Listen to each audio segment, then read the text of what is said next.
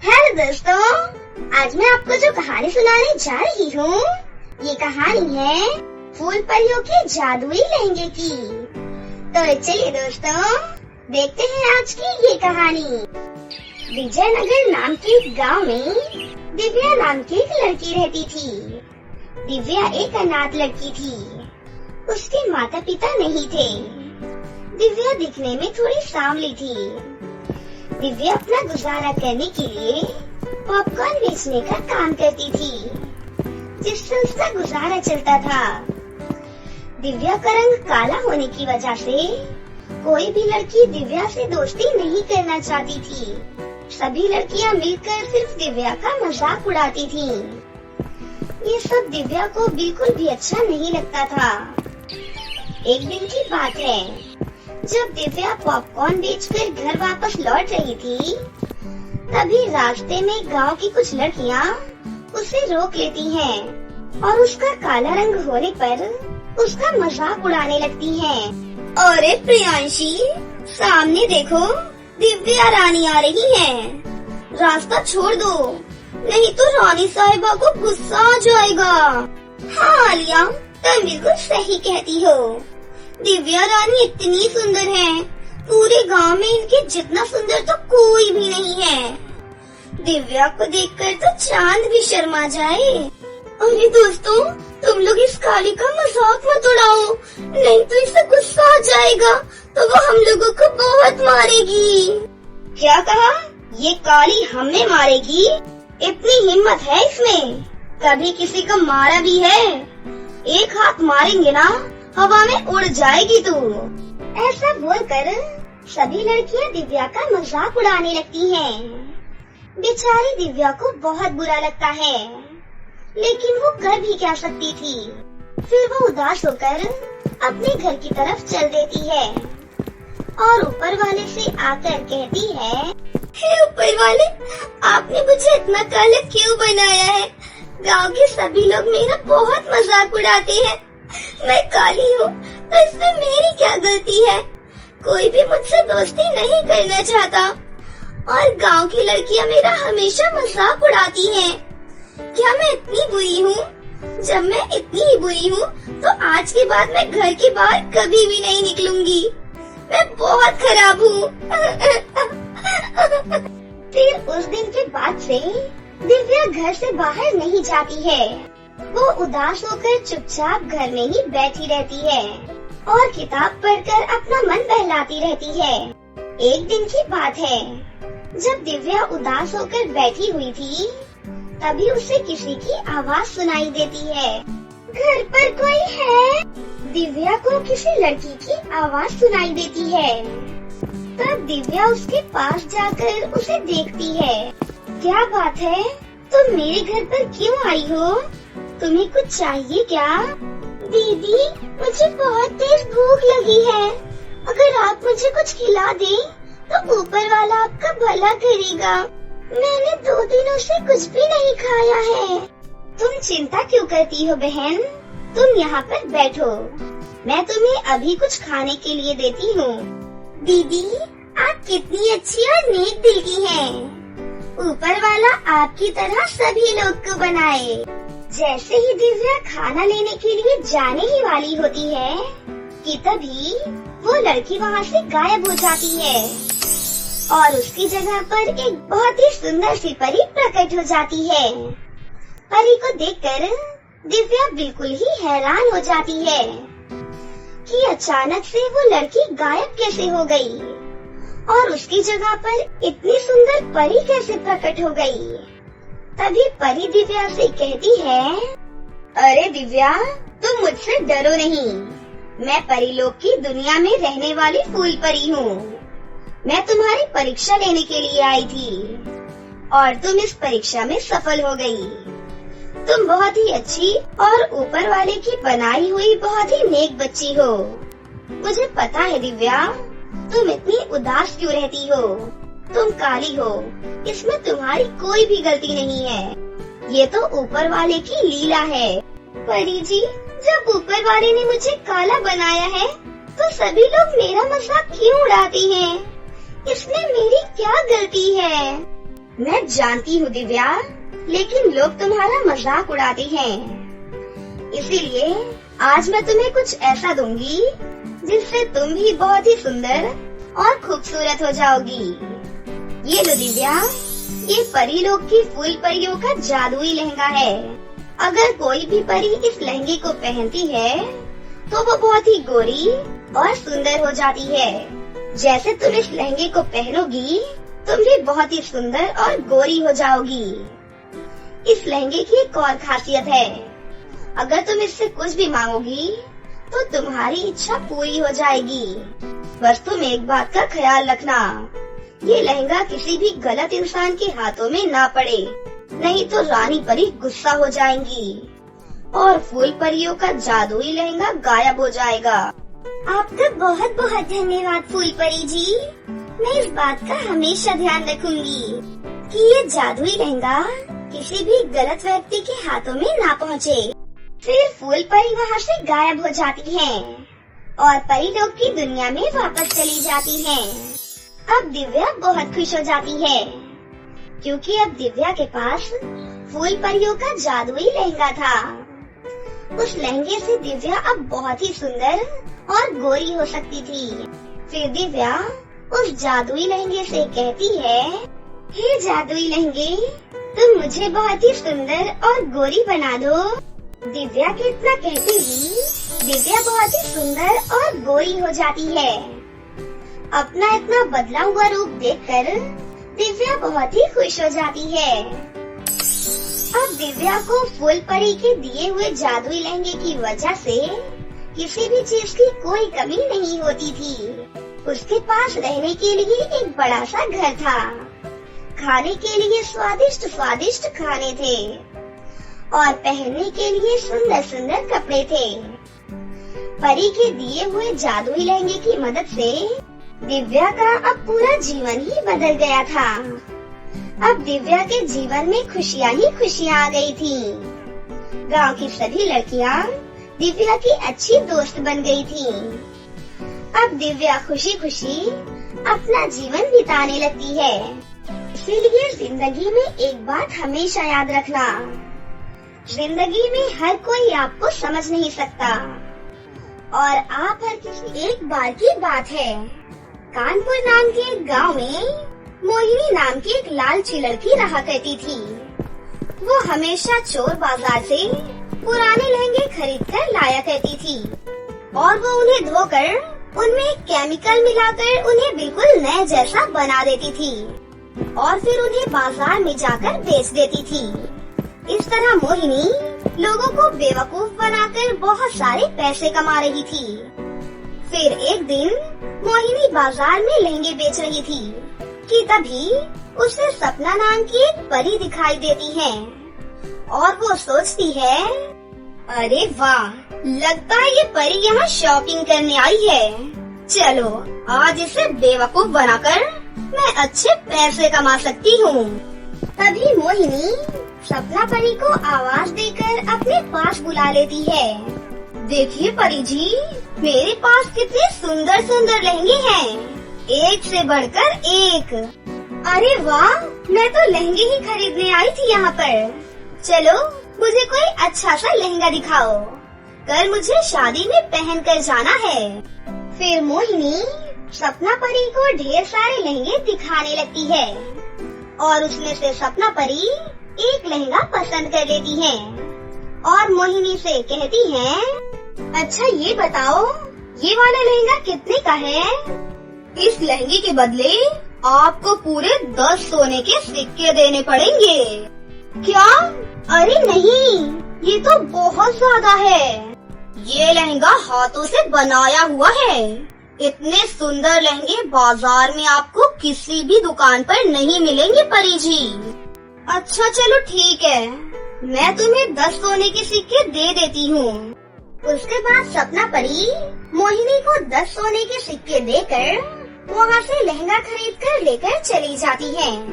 इस तरह मोहिनी सपना परी को अपनी चिकनी चुपड़ी बातों से बेवकूफ बनाकर उसे ठग लेती है। फिर अगले दिन सपना परी उस लहंगे को पहनकर शादी में जाती है लेकिन तभी अचानक चलते हुए वो लहंगा फट जाता है और ये देखकर वहाँ मौजूद दूसरी परियां जोर जोर से हंसने लगती हैं। अरे सपना, ये लहंगा तू कहाँ से लेकर आई है? लगता है ये लहंगा तूने पृथ्वी की किसी सस्ती दुकान से खरीदा है। इसमें तो जरा भी क्वालिटी नहीं है। हाँ रीमा, तू बिल्कुल ठीक कहती है। ये सपना तो एक नंबर की बेवकूफ है। जरूर किसी दुकान वाले ने इसकी शक्ल देखकर इसे बेवकूफ बना दिया होगा। इस तरह अपनी बेइज्जती होते देखकर सपना परी को बहुत बुरा लगता है और उसे मोहिनी के ऊपर बहुत गुस्सा आता है। मैं उस दुकान वाली को नहीं छोड़ूंगी। उससे सबक सिखाने के बाद ही मुझे चैन मिलेगा। फिर अगले दिन सपना परी मोहिनी की दुकान के पास पहुंच जाती है और शाम को जैसे ही मोहिनी दुकान बंद करके अपने घर जाती है कि तभी सपना परी उसका पीछा करते हुए उसके घर तक पहुंच जाती है। तभी वो देखती है कि मोहिनी ढेर सारे पुराने लहंगे इकट्ठे करके उन्हें धोने के लिए ला रही है। अब मैं अपने खास केमिकल से इन सभी लहंगों को दोबारा बिल्कुल नए जैसा चमका दूंगी, जिस वजह से मेरे लहंगे 4-5 दिन तक बिल्कुल नए जैसे रहते हैं, जिस वजह से लड़कियां आसानी से बेवकूफ बनकर इन्हें खरीद लेती हैं। अच्छा, तो ये बात है बेटा। ये तो बहुत ही बड़ी लालची और धोखेबाज निकली। इसकी अकल तो ठिकाने लगानी ही पड़ेगी। फिर सपना परी अपनी जादुई छड़ी की शक्ति से वहाँ एक जादुई पाउडर प्रकट कर देती है। तभी मोहिनी किसी काम से दूसरे कमरे में चली जाती है। ये मौका देखकर सपना परी फौरन अपने जादुई पाउडर को बाल्टी में रखे कपड़ों में मिलाकर वहाँ से चुपचाप चली जाती है। उसके बाद मोहिनी अपने सारे लहंगों को धोकर बिल्कुल नए जैसा चमका देती है। अगले दिन उन सभी लहंगों को लेकर मोहिनी बाजार में बेचने के लिए पहुँच जाती है और थोड़ी ही देर में मोहिनी के पास लहंगे खरीदने के लिए बहुत सारी लड़कियाँ आ जाती हैं। लेकिन तभी अचानक सभी लहंगों का रंग फीका पड़ जाता है और एक एक करके वो सभी लहंगे काले पड़ जाते हैं। अरे, इसके लहंगे तो एकदम रद्दी हैं। ऐसे घटिया लहंगे हमें नहीं खरीदने।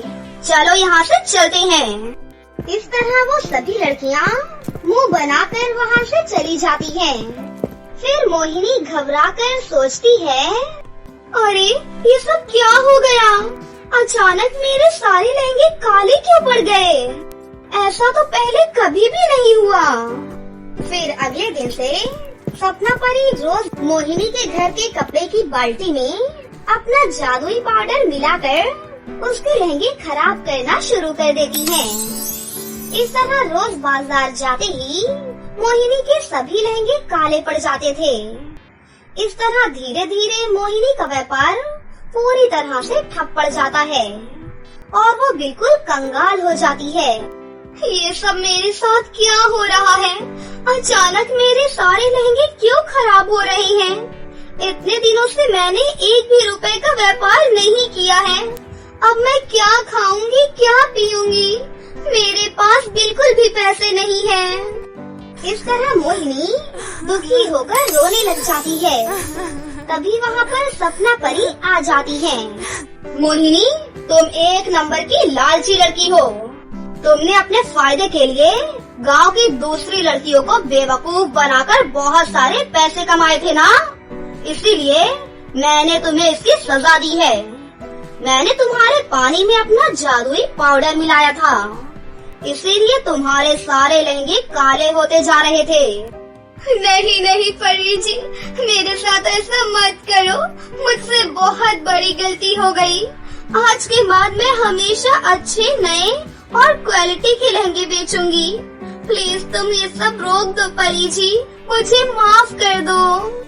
मोहिनी की ये बात सुनकर सपना परी को उस पर दया आ जाती है और वो उसे माफ कर देती है और वहाँ से वापस अपने परी लोग लौट जाती है। फिर अगले दिन से मोहिनी पूरी तरह से सुधर जाती है और ईमानदारी से अच्छे और सुंदर लहंगे बेचने शुरू कर देती है और हंसी खुशी से अपनी जिंदगी जीने लगती है। सिमरन को पेड़ पक्षियों और पौधों से बात करना बहुत पसंद था। एक दिन जब वो गांव के पीछे वाले बगीचे में नीम के पेड़ से बात कर वापस आ रही थी, तभी उसे रास्ते में उसका दोस्त अजय मिल गया, जो उसके कॉलेज में उसके साथ पढ़ता था। अरे सिमरन, तू कहाँ चली गई थी? मैं कब से तुझे ढूंढ रहा था। कल मेरा बर्थडे है और सबको आना है। और हाँ, सभी फ्रेंड्स अच्छे और नए कपड़े पहन कर आ रहे हैं। हमने एक डांस प्रोग्राम भी रखा है, तू भी नए कपड़े पहन कर ही आना। सब मिलकर डांस करेंगे, बड़ा मजा आएगा। अजय, मैं नहीं आ पाऊंगी। तुम जानते हो ना कि हम लोग कितने गरीब हैं। मैंने तो आज तक कभी ढंग के कपड़े भी नहीं पहने, फिर मैं नए कपड़े कहाँ से पहनूंगी? नहीं सिमरन, जो भी हो, मुझे कुछ नहीं सुनना। तुझे आना ही होगा, तेरे बिना प्रोग्राम में मजा ही नहीं आएगा। सिमरन के पिता राजेश होटल में खाना बनाने के लिए जाने के लिए तैयार खड़े थे, लेकिन सिमरन का फूला हुआ मुंह देखकर बोलते हैं, अरे अब तू नए कपड़े की क्या जिद लेकर बैठ गई, वो भी लहंगा। मैं होटल में खाना बनाकर किसी तरह अकेले घर चला रहा हूँ, किसी तरह तुझे कॉलेज भी भेज पा रहा हूँ। तेरी माँ बीमार पड़ी है, नहीं तो वो भी मेरे साथ होटल पर जाती थी। हमारे पास इतने पैसे कहाँ से आएंगे? अब मैं काम पर जा रहा हूँ और रास्ते में अगर मुझे कोई सस्ता सा लहंगा मिलेगा तो मैं ले लूँगा तेरे लिए। क्या सच में पिताजी आप मुझे लहंगा दिलवाओगे? हाँ बाबा हाँ, सच में दिलवाऊंगा तुझे लहंगा, लेकिन तू पहले अपने आंसू तो पोंछ ले। सिमरन अपने पिता के जाने के बाद घर का काम करके बगीचे में जाकर उसी नीम के पेड़ के पास बैठ जाती है और वहाँ जाकर रोने लगती है, क्योंकि जब भी वो उदास होती थी तो वो उसी नीम के पेड़ के पास जाकर बैठ जाती और उस पेड़ के साथ ढेरों बातें करती। तभी आज अचानक उस पेड़ से एक आवाज आई। क्या हुआ? क्यों रो रही हो सिमरन? वो आवाज सुनकर सिमरन चौंक गई। कौन हो तुम? और मेरा मन रोने का है, इसलिए मैं रो रही हूँ। तुम्हें क्या मैं अपने दुख में रो भी नहीं सकती? रोने से कुछ नहीं होगा, तुम समस्या बताओ क्या है, शायद मैं उसे दूर कर सकूं। तुम मेरी समस्या का हल कर पाओगे? तुम मेरी समस्या का हल क्या कर पाओगे? तुम तो खुद हिल भी नहीं सकते। अगर मैं तुम्हारी कोई मदद कर पाऊंगा तो मुझे भी बहुत अच्छा लगेगा। लेकिन क्यों? क्योंकि तुम हमेशा मेरे आसपास वाले छोटे पेड़ पक्षियों का सबका कितना ध्यान रखती हो, वरना सब लोग तो यहाँ पर हमारी लकड़ियाँ और फल फ्रूट ही तोड़ने आते हैं। फिर सिमरन उस पेड़ को अपनी उदासी का कारण बताती है। अच्छा, तो अब मैं चलती हूँ। ठीक है, बाय बाय सिमरन। सिमरन वापस अपने घर पहुँच गई। तभी वहाँ उसे एहसास हुआ कि उसके दरवाजे पर किसी की आहट हुई है। उसने दरवाजा खोला तो देखा कि बाहर 2 बैग रखे हैं। ये क्या है? इसे खोल कर देखती हूँ कि क्या है इसके अंदर। फिर बैग खोलकर सिमरन देखती है तो उस बैग में बहुत ही सुंदर सुंदर 2 लहंगे रखे हुए थे। लगता है ये लहंगे पिताजी रखकर चले गए, जल्दी में थे होंगे।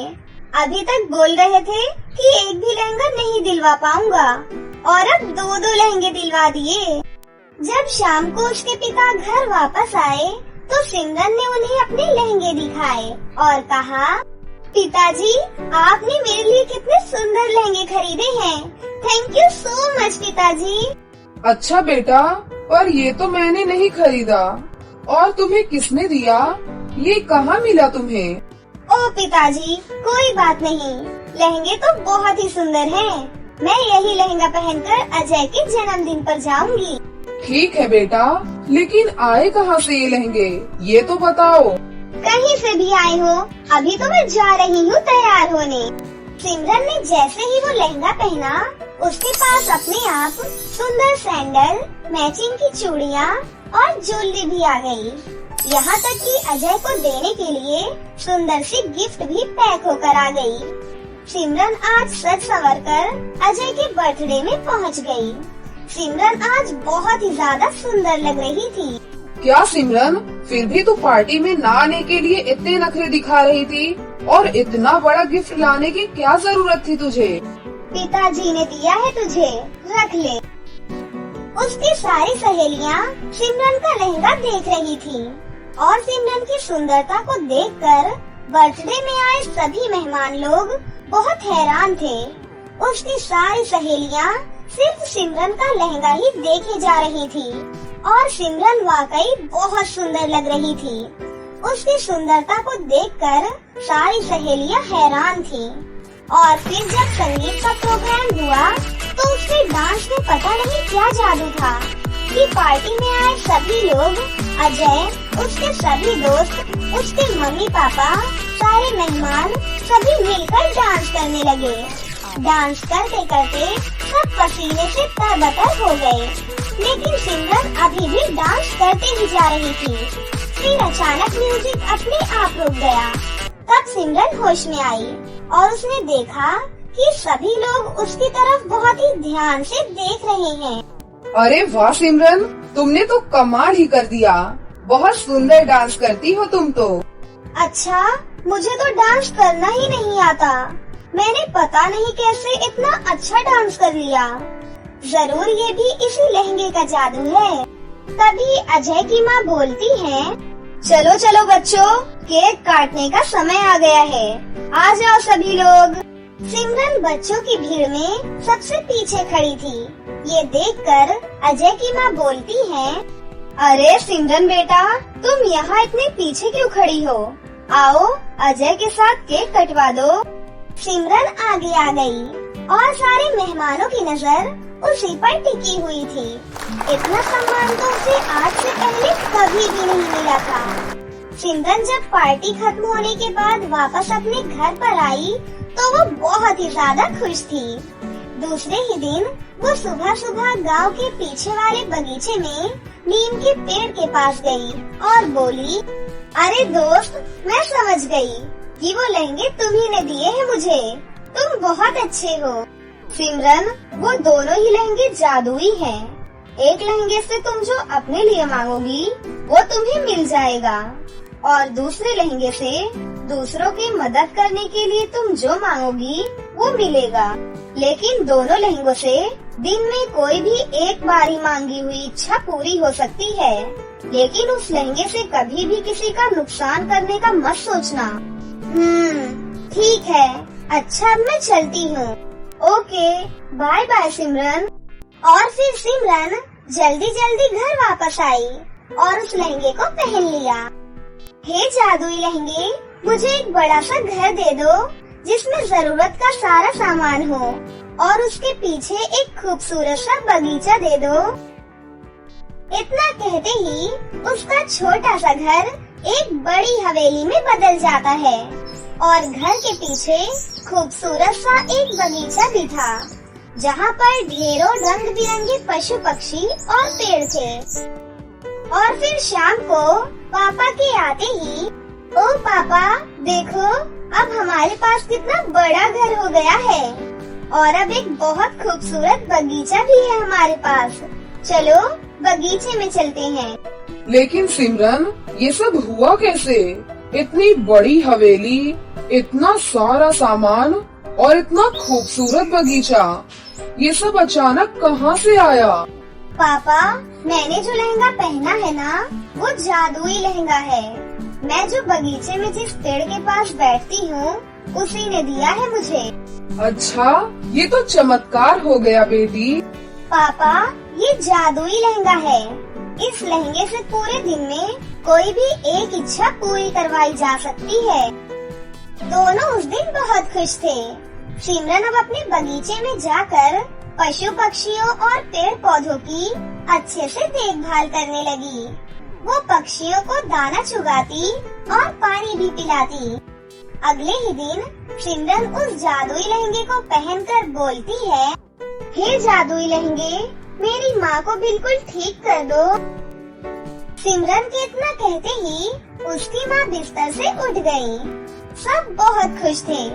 आज फिर से सिमरन गांव के पास वाले बगीचे में गई तो उसने वहां जाकर देखा कि उस नीम के पेड़ को कुछ लोग काट रहे थे।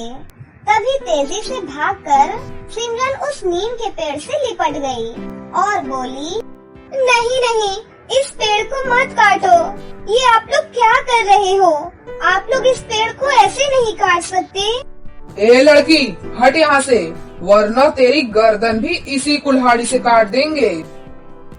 सिमरन वहाँ से हट गई और भागते हुए अपने घर गई। उसने जादुई लहंगा पहना और कहा, हे जादुई लहंगे, नीम के पेड़ को बचा लो और उसे मेरे बगीचे में लगा दो, वरना वो लोग उसे काट देंगे और उसकी लकड़ियाँ बेच देंगे। तभी सिमरन को कोई आवाज आई। वो भागकर अपने बगीचे में गई तो देखा कि वो नीम का पेड़ उसके बगीचे में खड़ा था और वो पेड़ काटने वाले लोग अपनी कुल्हाड़ी लेकर पेड़ पर उल्टा लटके हुए थे और जोर जोर से चिल्ला रहे थे, बचाओ हमें, इस पेड़ पर पता नहीं किसने हमें लटका दिया। अरे कोई तो उतारो, हमें बचाओ, प्लीज हमें बचाओ।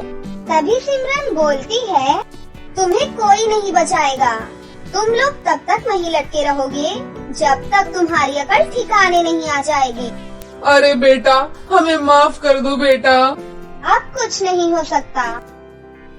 अचानक से वो दोनों पेड़ से नीचे गिर जाते हैं। किसी का सर फूटा, किसी की कमर टेढ़ी हो गई, तो किसी के पैर टूट गए। इतनी ऊंचाई से गिरकर वो लोग अपनी होश व हवास खो चुके थे और अब काफी देर के बाद होश में आए तो वो सर पर हाथ रखकर वहाँ से दुम दबाकर भागने लगे। तभी सिमरन उस पेड़ से बोलती है, पेड़, तुम ठीक तो हो ना? जिसके पास तुम्हारे जैसी दोस्त हो उसको क्या हो सकता है भला। फिर सिमरन अपने घर में आती है। सिमरन अपना जादुई लहंगा और उस जादुई पेड़ को अपने बगीचे में पाकर अपने परिवार के साथ बहुत खुश थी। ऐसे ही समय बीतने लगता है और सिमरन और अजय एक दूसरे से बहुत प्यार करने लगते हैं। फिर कुछ दिनों बाद वो दोनों शादी कर लेते हैं और हंसी खुशी अपनी। एक बार की बात है, दिल्ली शहर में सिमरन नाम की एक लड़की रहती थी। उसके परिवार में केवल उसके माता पिता ही थे। सिमरन दिखने में बहुत ही खूबसूरत थी। उसने बहुत सारे ब्यूटी कॉन्टेस्ट भी जीते हुए थे और उसके आसपास की सभी लड़कियां उसकी हमेशा तारीफ करती रहती थीं और वो सभी उसकी खूबसूरती का राज पूछती रहती थीं। ऐसे ही एक दिन सिमरन अपनी माँ के पास आती है और उनसे कहती है, माँ, मैं मुंबई में हो रहे एक बड़े ब्यूटी कॉन्टेस्ट में भाग लेना चाहती हूँ। मुझे पूरी उम्मीद है कि मैं उसमें जरूर जीत जाऊंगी। हाँ हाँ बेटा, क्यों नहीं, जरूर, तुम जरूर जाना और जीत कर ही आना। हम सब तुम्हारे साथ हैं। तो बताओ, कब जाना है तुम्हें? वैसे तो कॉन्टेस्ट परसों है, लेकिन मुझे ब्यूटी कॉन्टेस्ट के लिए कुछ ड्रेसेस और एक लहंगा खरीदना है, इसलिए मैं कल ही निकल जाऊंगी माँ। और फिर अगले ही दिन सुबह होने पर सिमरन अपने पिता के साथ सारा सामान गाड़ी में रखती है और अपनी माँ का आशीर्वाद लेकर उन्हें अलविदा कहती है। बाय बाय माँ, ब्यूटी कॉन्टेस्ट जीत कर ही आऊंगी। हाँ बेटा, अपना अच्छे से ख्याल रखना और जीत कर ही आना। सिमरन इतना कहकर गाड़ी में जाकर बैठ जाती है और अपनी माँ को बाय कहते हुए वहाँ से चली जाती है। सिमरन को शहर तक पहुँचते पहुँचते रात हो जाती है। तभी सिमरन की गाड़ी एक घने काले जंगल में खराब हो जाती है। तभी सिमरन के पिता बाहर निकलकर कार को चेक करते हैं। फिर सिमरन अपने पिता से कहती है, अरे पिताजी, क्या हुआ? ये कार रुक क्यों गई? बेटा, लगता है इंजन में कुछ खराबी आ गई है। हमें जल्दी से किसी मैकेनिक को बुलाना पड़ेगा। सिमरन के पिता मैकेनिक को फोन करते हैं, लेकिन इतने घने काले जंगल में उन्हें नेटवर्क नहीं मिलता और वो नेटवर्क की तलाश में बहुत दूर तक निकल जाते हैं। और इधर सिमरन कार में अपने पिताजी का इंतजार कर रही थी, लेकिन कार में बैठे बैठे उसे एक भयंकर हंसने की आवाज सुनाई देती है, जिसे सुनकर सिमरन बहुत ही डर जाती है। अब मुझे खूबसूरत होने से कोई नहीं रोक सकता। सिमरन को जिस दिशा से आवाज आ रही थी वो उस दिशा में जाने लगती है। तभी सिमरन को एक बहुत ही डरावनी गुफा दिखाई देती है। आवाज उसे गुफा के अंदर से आ रही थी। सिमरन उस गुफा के अंदर जाकर देखती है तो वहाँ पर एक बहुत ही डरावनी चुड़ैल एक काला लहंगा पहनने के लिए देख रही थी।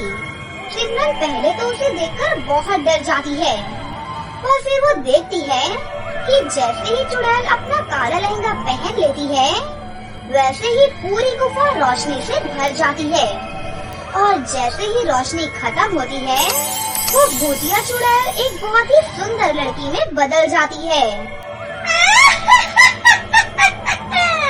अरे वाह, मैं तो अपने काले लहंगे से कितनी खूबसूरत और जवान हो गई हूँ।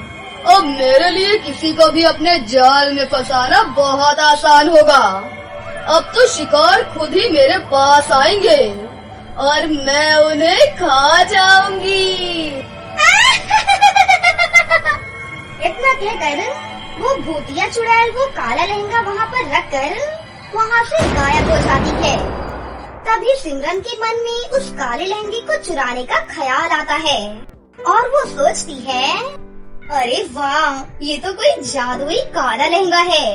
अगर मैं इसे चुरा लूं, तो कल के ब्यूटी कॉन्टेस्ट में मुझसे कोई भी नहीं जीत सकता। अब तो मेरा जीतना पक्का है। उसके बाद सिमरन जल्दी से उस काले लहंगे के पास जाती है और वो काला लहंगा चुरा कर वहाँ से अपनी गाड़ी के पास वापस लौटती है। वहाँ पर सिमरन के पिता खड़े सिमरन का इंतजार कर रहे होते हैं। तभी सिमरन उस काले लहंगे को अपने पिताजी से छुपाने के लिए उसे गाड़ी के पीछे रख देती है। और फिर सिमरन अपने पिता के पास जाकर उनसे पूछती है, अरे पिताजी, क्या अभी तक मैकेनिक नहीं मिला आपको? वो तो कब का आ गया था बेटा, और गाड़ी अब ठीक भी हो चुकी है और वो चला भी गया है। लेकिन तुम कहाँ थी कब से? मैं कब से खड़ा यहाँ पर तुम्हारा इंतजार कर रहा हूँ। वो पिताजी, गाड़ी में बैठे बैठे मैं बहुत बोर हो रही थी, इसीलिए थोड़ा सा यहीं पास में ही टहलने चली गई थी। अच्छा ठीक है, चलो अब बहुत लेट हो रहा है, अब हमें यहाँ से चलना चाहिए। उसके बाद सिमरन वो काला लहंगा अपनी गाड़ी में रखकर अपने पिता के साथ गाड़ी में बैठकर वहाँ से चली जाती है और अगली ही सुबह वो मुंबई पहुँच जाती है। कॉन्टेस्ट में पहुँचने के बाद पहले राउंड की बारी आती है। फिर सिमरन जल्दी से तैयार होकर वो काला लहंगा पहन लेती है और रैंप वॉक के लिए आ जाती है।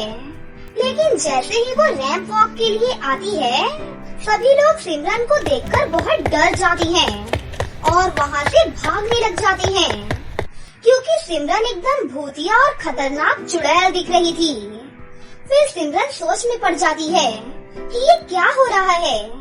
सिमरन को नहीं पता था कि जो काला लहंगा उसने पहन रखा है वो एक भूतिया लहंगा है। सिमरन की ये हालत देखकर सिमरन के पिता घबरा जाते हैं और वो मंदिर से एक पंडित जी को बुलाते हैं। मंदिर से पंडित जी आकर आंखें बंद करके कुछ मंत्र पढ़ने लगते हैं और सिमरन के उस काले लहंगे पर गंगा जल छिड़कते हैं। गंगा जल छिड़कते ही सिमरन फिर से पहले जैसी हो जाती है और उसका काला लहंगा सफेद लहंगे में बदल जाता है। फिर मंदिर के पंडित सिमरन के पिता से कहते हैं, आपकी बेटी ने एक बहुत ही शक्तिशाली चुड़ैल का काला लहंगा चुराया था, जो जादुई काला लहंगा नहीं बल्कि एक भूतिया काला लहंगा था। जो भी कोई साधारण व्यक्ति उससे इस्तेमाल करेगा वो चुड़ैल की तरह दिखने लगेगा। ये सब उस भूतिया चुड़ैल की चाल थी और सिमरन उसकी जाल में फंस गई। लेकिन अब तुम्हें घबराने की कोई भी जरूरत नहीं है बेटा, अब ये जादुई सफेद लहंगा बन चुका है अब तुम इससे जो भी मांगोगी तुम्हें वो सब कुछ मिल जाएगा बेटा। और फिर सिमरन बिल्कुल ठीक हो जाती है और उसे अपनी गलती का एहसास हो जाता है। फिर वो अपने पिता से वादा करती है कि अब से वो कभी भी लालच और चोरी नहीं करेगी। अंत में सिमरन दोबारा से वो जादुई सफेद लहंगा पहनकर तैयार होकर आती है और जब वो रैंप वॉक कर रही होती है तो सबकी नजर उस पर ही टिक जाती है और वो उस ब्यूटी कॉन्टेस्ट को जीत जाती है, जिससे वो बहुत ज्यादा खुश होती है। उसके बाद वो वापस अपने पिता के साथ दिल्ली आ जाती है और अपनी माँ को सब कुछ बता देती है, जिसे सुनकर उसकी माँ भी बहुत खुश होती है। और अब सिमरन को जो भी चाहिए होता था वो उस जादुई सफेद लहंगे से सब कुछ मांग लिया करती थी और वो उस लहंगे की मदद से हर कॉन्टेस्ट जीत जाती थी। और फिर वो अपने माता पिता और उस जादुई सफेद लहंगे के साथ अपनी जिंदगी हंसी खुशी से जीने लगती है। बहुत समय पहले की बात है। सोनापुर गांव में महिमा अपने माता पिता के साथ रहती थी। सोनापुर में गणेश जी का एक बहुत ही बड़ा सा मंदिर था। महिमा की माँ उसी मंदिर के आगे फूल बेचा करती थी। उसके पिता बीमार और लाचार थे, वो बोल भी नहीं सकते थे। महिमा दिखने में बहुत ही काली और बदसूरत थी, जिस वजह से उसकी सभी सहेलियाँ हमेशा उसका मजाक बनाया करती थीं। एक बार की बात है, एक दिन महिमा की माँ बगीचे में फूल तोड़ रही थी कि तभी वहाँ पर एक सांप आ जाता है और उसकी माँ को डस लेता है और उसकी माँ की मौके पर ही मृत्यु हो गई। माँ के मर जाने के बाद महिमा के ऊपर मानो दुखों का पहाड़ ही टूट पड़ा हो। उसके घर में कोई भी कमाने वाला नहीं था। फिर महिमा उसी मंदिर के आगे फूल बेचकर किसी तरह अपना गुजारा किया करती थी। वो गणेश जी की बहुत बड़ी भक्त थी। खाली टाइम में वो गणेश जी की पूजा अर्चना भी किया करती थी। बदसूरत होने की वजह से महिमा को कोई भी पसंद नहीं करता था और उसकी कोई भी सहेलियां नहीं थी। सिर्फ एक लड़की थी दीपिका, जो कि उसी के साथ फूल बेचा करती थी। हे गणेश जी, मुझ पर कृपा करो। मैं इतने वर्षों से आपकी सेवा कर रही हूँ। आपने मुझसे मेरी माँ को छीन लिया। मैंने तब भी कुछ नहीं कहा। मेरे पिताजी घर पर लाचार हैं और मेरी बदसूरती की वजह से कोई भी मुझसे ढंग से बात तक नहीं करता। कुछ तो चमत्कार करो प्रभु, कुछ तो चमत्कार करो। पूजा करने के बाद महिमा घर वापस आ ही रही थी कि तभी उसे रास्ते में एक चमचमाती हुई तेज रोशनी दिखाई पड़ती है। अरे वाह, ये इतनी तेज चमकती हुई रोशनी भला किस चीज की है? जब वो उस रोशनी के पास गई तो उसने देखा कि वहाँ पर बहुत ही खूबसूरत चमचमाता हुआ एक लहंगा और सैंडल रखा हुआ था। अरे ये लहंगा और सैंडल तो बहुत ही कीमती लगता है, लेकिन ये किसका है और यहाँ पर इसे किसने रखा है? तभी वहाँ पर एक खूबसूरत सी परी प्रकट होती है और वो महिमा से कहती है, महिमा, ये जादुई लहंगा और सैंडल तुम्हारे लिए ही है। मेरे लिए? कहीं आप कोई मजाक तो नहीं कर रही हैं? नहीं महिमा, ये लहंगा और सैंडल यहाँ कई वर्षों से रखे हुए हैं, लेकिन ये आज तक किसी को भी नजर ही नहीं आए। तुम बहुत ही खुशकिस्मत हो जो तुम्हें ये जादुई लहंगा और सैंडल मिला। ये कोई साधारण लहंगा और सैंडल नहीं है, बल्कि जादुई लहंगा और सैंडल है। अब तुम इसे लेकर अपने घर जाओ। ये अब से तुम्हारा है। आपका बहुत बहुत धन्यवाद परी जी। उसके बाद महिमा वो जादुई लहंगा और सैंडल लेकर खुशी खुशी अपने घर वापस आ जाती है और फिर वो अपने पिताजी के लिए खाना लाकर उन्हें खाना खिला रही थी और उन्हें उस जादुई लहंगे और सैंडल के बारे में भी बता रही थी। उसके पिताजी सिर्फ हाँ हूँ में जवाब दे रहे थे, क्योंकि वो बोल तो सकते नहीं थे। फिर वो अपने पिताजी को खाना खिलाकर अपने कमरे में वापस गई और शीशे के सामने खड़ी होकर जादुई लहंगे और सैंडल को पहनती है। और जब उसने आईने में अपना चेहरा देखा तो वो देखती ही रह गई। वो लहंगा और सैंडल पहनते ही उसका रूप बदल गया और वो बहुत ही खूबसूरत हो गई। अरे वाह, मैं तो बहुत खूबसूरत हो गई हूँ। फिर वो भागते हुए अपनी सहेली दीपिका के पास गई। अरे महिमा, तुम एकदम से इतनी खूबसूरत कैसे हो गई? उसने उसे कोई भी जवाब नहीं दिया और खुशी खुशी सबको अपना बदला हुआ रूप दिखाने के लिए चली गई। थोड़ी देर बाद जब वो अपने घर वापस आई, तब उसने देखा कि उसके पिताजी बिस्तर पर बैठकर कुछ बड़बड़ा रहे थे। जब वो उनके नजदीक पहुंची, तो अपने पिताजी को जैसे ही उसने छुआ, तो उसके पिताजी उठकर खड़े हो गए और बोलने लग गए। ये सब देखकर महिमा की आंखों से आंसू गिरने लग गए। अरे बेटी, रो मत, अब मैं एकदम ठीक हो गया हूँ। अब मैं चल फिर और बोल भी सकता हूँ। फिर महिमा अपने पिताजी को उस जादुई लहंगे और सैंडल के बारे में बताती है कि ये जादुई लहंगे और सैंडल का ही जादू है और इसी ने सारे चमत्कार किए हैं। पिताजी, अब कल से आप भी मेरे साथ फूल बेचने चलना। सब लोग आपको देखकर हैरान हो जाएंगे। अगले दिन जब महिमा और उसके पिता सोकर उठे, तो वो हैरान रह गए। उनकी टूटी फूटी झोपड़ी एक बहुत ही बड़े बंगले में बदल गई थी। घर पर चारों तरफ महंगे महंगे फर्नीचर, कीमती कीमती सामान रखे हुए थे। पिताजी, आप ये सब देख रहे हो ना? ये सब इस जादुई लहंगे और सैंडल का ही कमाल है।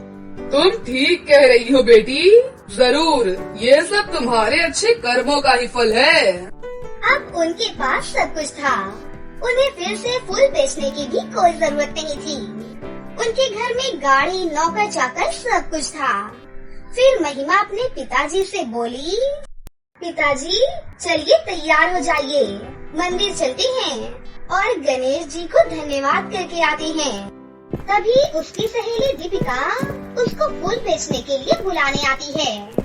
वो महिमा की छोटी सी झोपड़ी की जगह आलीशान बंगला देखकर हैरान रह जाती है और फिर वहीं से घर वापस चली जाती है। महिमा जब अपने पिताजी के साथ मंदिर में दर्शन के लिए पहुंची, तो सब लोग उसे देखकर हैरान रह गए। वो मंदिर में गई। उन्होंने भगवान के सामने खड़े होकर प्रार्थना की और भगवान को धन्यवाद किया और गरीबों में खाना और कपड़े भी बांटे। तभी दीपिका वहाँ पर आई और उससे बोली, महिमा, मुझे बताओ ना, कैसे ये सब हुआ है? तुम्हारे हाथ कोई खजाना लगा है क्या? फिर महिमा ने हंसते हुए कहा, ये सब ऊपर वाले की कृपा है। दीपिका महिमा के चमकते हुए लहंगे और सैंडल को देखकर जल उठी और बोली, आखिर इस भिखारन के हाथ ऐसा क्या लग गया कि ये एकदम से इतनी अमीर हो गई? पता तो करना ही पड़ेगा। फिर दीपिका ने छुपकर उसका पता लगा ही लिया कि आखिर ये सब उसके जादुई लहंगे और सैंडल का ही कमाल है। मुझे कुछ तो करना ही पड़ेगा। और वो अगली सुबह महिमा के घर पर आई और उससे बोली, महिमा, तुम्हारा ये लहंगा और सैंडल तो बड़े सुंदर लग रहे हैं। मुझे आज शादी में जाना है। मुझे ये लहंगा और सैंडल दे दो ना, मैं तुम्हें कल वापस कर दूंगी। दीपिका को इस तरह से लहंगा और सैंडल मांगता देख महिमा उसे मना ही नहीं कर पाई और फिर उसने जादुई लहंगे और सैंडल को उतारकर दीपिका को दे दिया। लहंगा और सैंडल जैसे ही दीपिका के हाथ में गए, वैसे ही वो पत्थर के हो गए। अरे, ये क्या किया तुमने दीपिका? मेरे लहंगे और सैंडल को ये क्या हो गया? दीपिका जोर जोर से हंसते हुए लहंगा सैंडल वही फेंक कर भाग गई।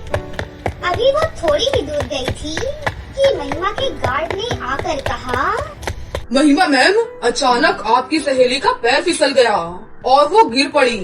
उनके सर से बहुत ज्यादा खून निकल रहा है। महिमा भागते हुए दीपिका के पास गई और उसे उठाकर अपने कमरे के अंदर लेकर आई और उसकी जल्दी से मरहम पट्टी की। उसके बाद उसे उसके घर पहुंचा कर भी आई।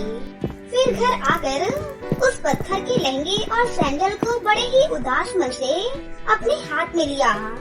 लहंगा और सैंडल महिमा के हाथ में आते ही चमकने लगे। महिमा बहुत खुश हुई। फिर कुछ ही दिनों बाद दीपिका महिमा के पास आई और उससे बोली, मुझे माफ कर दो महिमा, मेरे मन में लालच आ गया था और मैं तांत्रिक के पास गई थी। उसी के कहने से तुम्हारे वो जादुई लहंगे और सैंडल पत्थर के हो गए थे।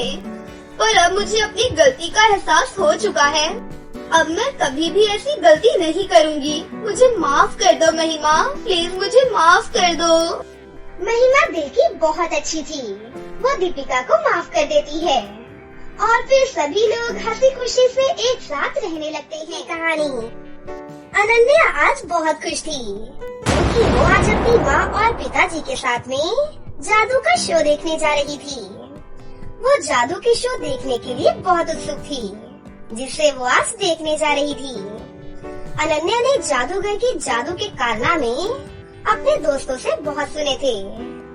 अनन्या ने रास्ते में ही अपने पिताजी से जादूगर के बारे में कई सारी बातें की। उसके पिताजी भी बहुत खुश थे, पर अनन्या तो बहुत ज्यादा ही खुश थी।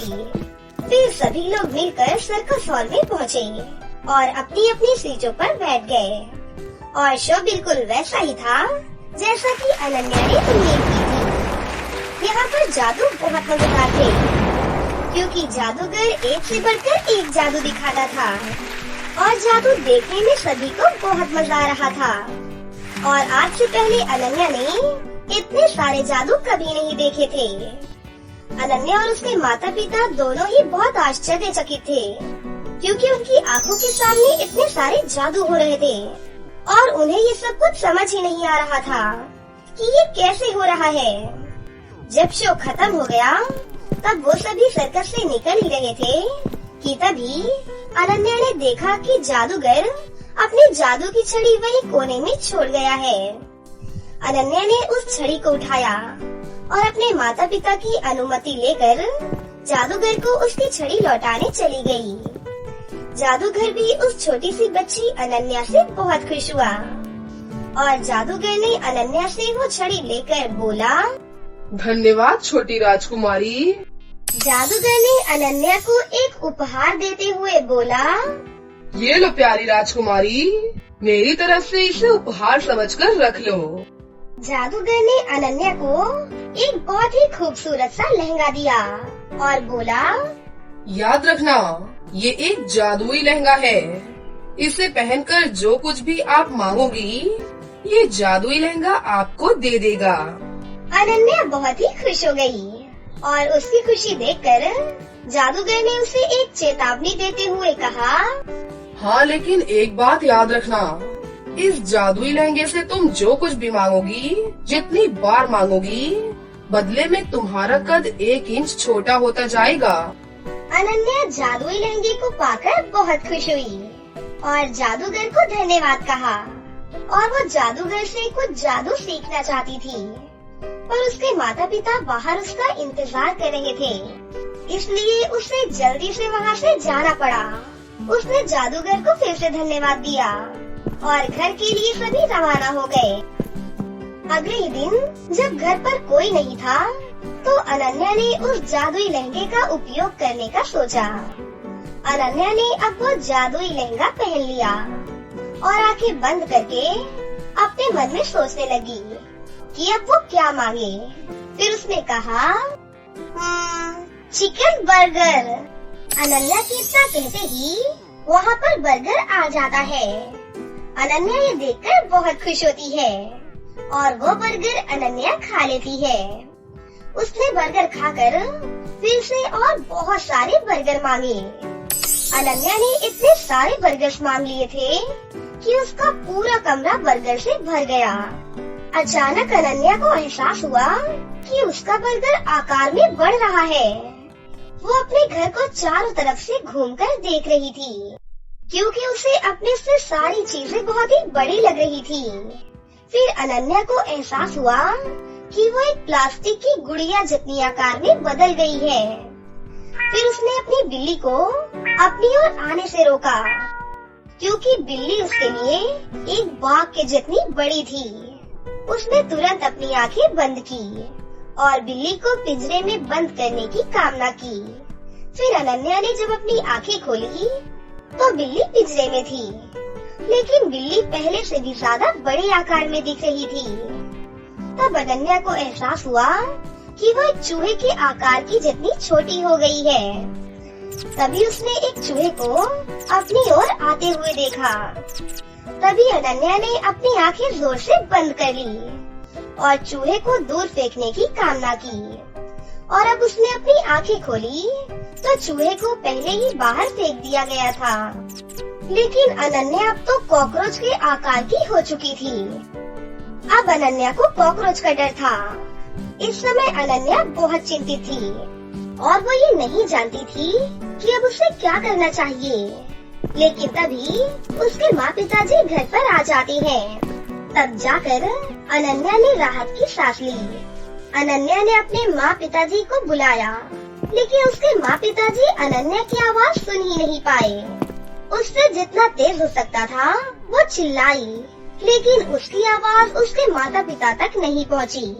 जब उसके माता पिता घर के अंदर पहुँचे तो उन्होंने बहुत सारे बर्गर्स देखे, लेकिन अनन्या आसपास कहीं भी नहीं थी। और जब अनन्या के माँ पिताजी ने बिल्ली को पिंजरे में देखा तो बिल्ली को पिंजरे से आजाद कर दिया। अब अनन्या के पापा ने अनन्या को इन सब चीजों के बारे में पूछने के लिए बुलाया। अनन्या, इधर आओ, ये सब क्या है? लेकिन अनन्या के माँ पिताजी को अनन्या कहीं भी नहीं मिली। और फिर बिल्ली ने उन्हें दिखाया कि अनन्या कहाँ पर है।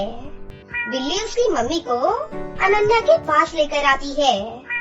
तब उसकी मम्मी देखती है कि अनन्या एक कोने में बैठकर रो रही थी। अनन्या का आकार इतना छोटा सा देखकर उसके पिता ने उसे अपने हाथ में उठाया और उससे पूछा, क्या हुआ अनन्या बेटी? अनन्या ने रोती हुई आंखों से अपने पिता को सब कुछ बताया।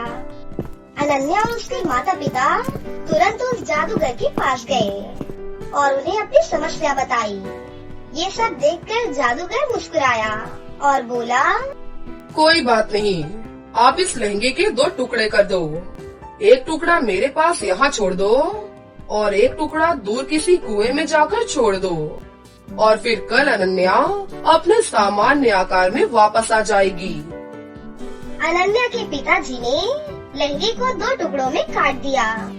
फिर जादूगर के पास एक टुकड़ा छोड़ दिया और एक दूसरा टुकड़ा घर के रास्ते पर पड़ने वाले एक कुएं पर छोड़ दिया। अगली सुबह जब अनन्या सोकर उठी तो वो अपने सामान्य आकार में वापस आ गई थी। और अब अनन्या को समझ में आ गया था कि जल्दबाजी में कोई भी काम नहीं करना चाहिए। और उसके बाद वो हंसी खुशी अपनी जिंदगी जीने लगी। तो दोस्तों, कैसी लगी आपको हमारी ये कहानी?